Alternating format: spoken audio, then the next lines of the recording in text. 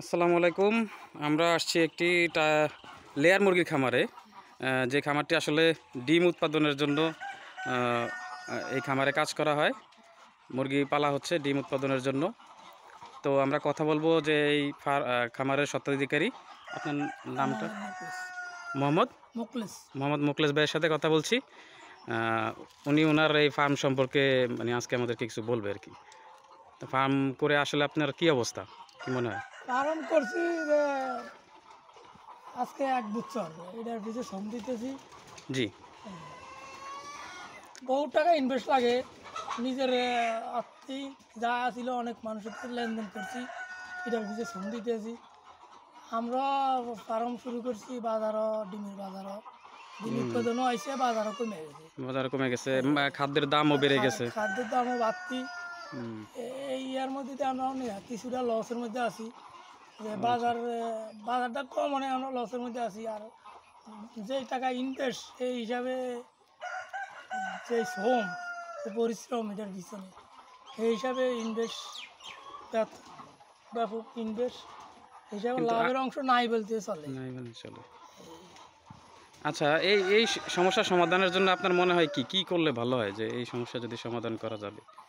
আমরা খামারিরা দাঁড়াই আছি, বা এই আমরা আমার লোক আরেকজন এই সাইডের একটা খামার দিয়ে দুজনে নতুন করে খামার উদ্বোধন করছি। দুজনে যে হিসাবে মাছ হিসাবে লসে আছি। এরা একটা পরিশ্রম, একটা আমরা দুজন মানুষ এটা কিছু খাটতেছি, দুজনের পরিশ্রমের ব্যাগ কম। এর পরে এই যে এত টাকা ইনভেস্ট মানুষের লেনদেন করছি, এইগুলা মোটের উপর মানে আপনি বোঝাতে চাচ্ছেন যে খাবারের দাম না কমলে আসলে লাভ হওয়াটা খুব কঠিন। ডিমের বাজারটা আরেকটু ভালো হওয়া দরকার।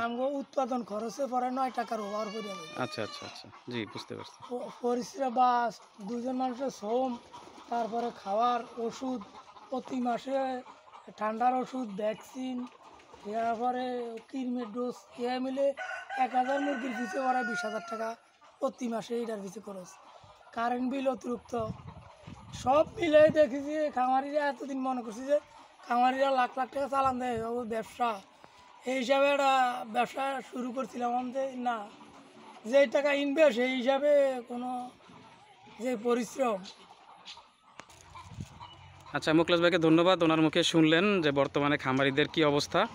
এই অবস্থা সমাধান করার জন্য আশা করি সরকারি, বেসরকারি বা বিভিন্ন সংস্থা থেকে ওনারা পর্যাপ্ত সুযোগ সুবিধা পাবেন, এই বলে আমরা আশা ব্যক্ত করছি। আর হলো বাজারে যাতে ডিমের দামটা ওনাদের খরচের উপর ভিত্তি করে সেইভাবে যেন দামটা ন্যায্য মূল্য যেন ওনারা পান, প্লাস হলো খাদ্যের দামটা যেন আরেকটু সহনীয় পর্যায়ে আসে, এটার জন্য আমাদের সর্বাত্মক কাজ করতে হবে।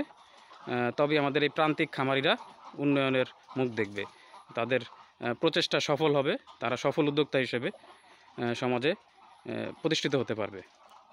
আসসালামু আলাইকুম, ধন্যবাদ সবাইকে।